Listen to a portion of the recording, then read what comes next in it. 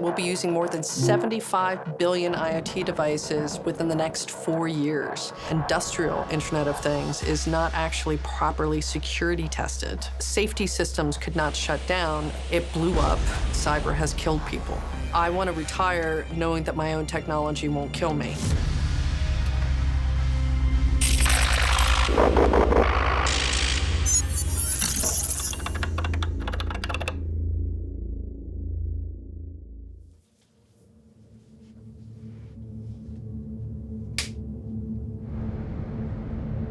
So an Internet of Things attack can be something as simplistic as getting a hold of an organization's printer and using that to attack the infrastructure inside a network. On the larger scale, unfortunately, we've already seen cyber warfare attacks, or at least attempts.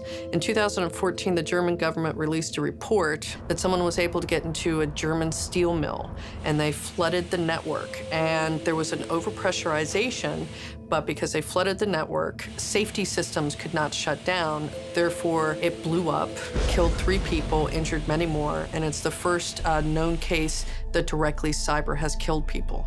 My name is Chris Kubecka. I'm the Distinguished Chair of the Middle East Institute, and I'm an ethical hacker who likes to hack everything because everything can be hacked. I started out as a young girl getting busted for hacking when I was 10, breaking into the Department of Justice. When I was able to use computers again, the U.S. Air Force recruited me and ended up in the cyber warfare zone and critical infrastructure cybersecurity. The pandemic has weirdly been good for business for all the wrong reasons, unfortunately. It's accelerated our internet connectivity in ways that we thought would take up to 10 years. That means that connectivity to different types of critical infrastructure has exponentially gone up, and so has the risk. Futurists predict that we'll be using more than 75 billion IoT devices within the next 4 years. And connected devices can be a bevy of different things. Think about elevators, sensors, printers, your home nest. All of these things are very common in both homes and workplaces. And more, they're becoming part of the manufacturing and industrial process. Most of these devices, especially your everyday items and even industrial Internet of Things, is not actually properly security tested. Unfortunately, many of these industrial IoT devices run on very outdated, vulnerable operating systems, which can be a very easy way for attackers to exploit and bring down entire businesses. In industrial sector only, Internet of Things devices are expected to value around $1 trillion by 2025. Companies like Airbus use IoT to develop predictive sensors in aircraft, but it's high risk because devices that are not regularly connected to internet and can receive updates, they are more easily hacked.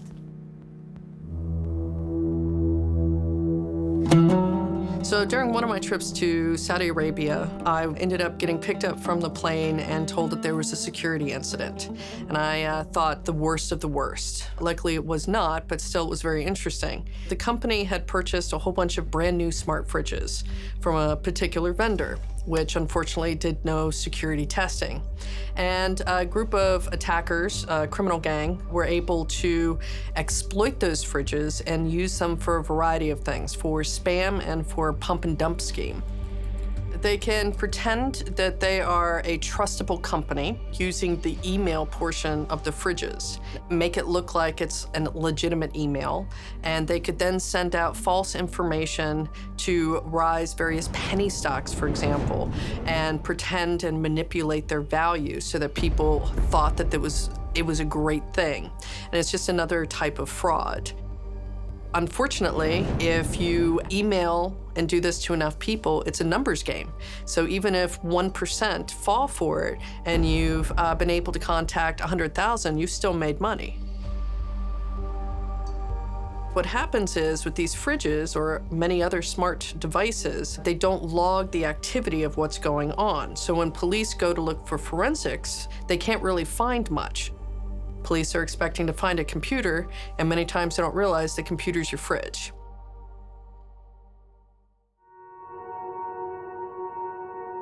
So many people don't think that they're a target. And that's the same thing that Saudi Aramco thought in 2012, and they basically got their company shut down. Colonial Pipeline also didn't think they were a target, and then there were gas shortages and people were putting gasoline in plastic bags. The thing is, there's money out there. People can resell your private data. They can extort you for money through ransomware. They could mine Bitcoin and other cryptocurrencies off of your systems, use your free electricity for them to make coins. So there's always a reason. So how can we make these different types of devices more secure? Well, it can't always be put down on the user. It actually has to be pushed back on the vendor and solid, implementable tech policy. It's important for manufacturers of IoT devices and sellers that do their part in securing the devices. For example, it's important to make sure that they do regular audits of their source code and do black box testing. They can use this opportunity to find vulnerabilities in their devices. And then, of course, when the vulnerabilities are found, it's important to have a function in place that users can update and patch their devices themselves, not through a remote communication by the vendor. Most organizations and even people, they don't want to admit their weaknesses, and they certainly don't want anyone to tell them that their baby is ugly. So to share information has to be more the norm so that we understand who got hit, what type of attack, so that a similar organization or a similar person can understand and learn from that. Once we move into personal assistance for the elderly, vulnerable populations are then going to be exposed to this type of technology. And I don't know about you, but when I retire, I want to retire knowing that my own technology won't kill me.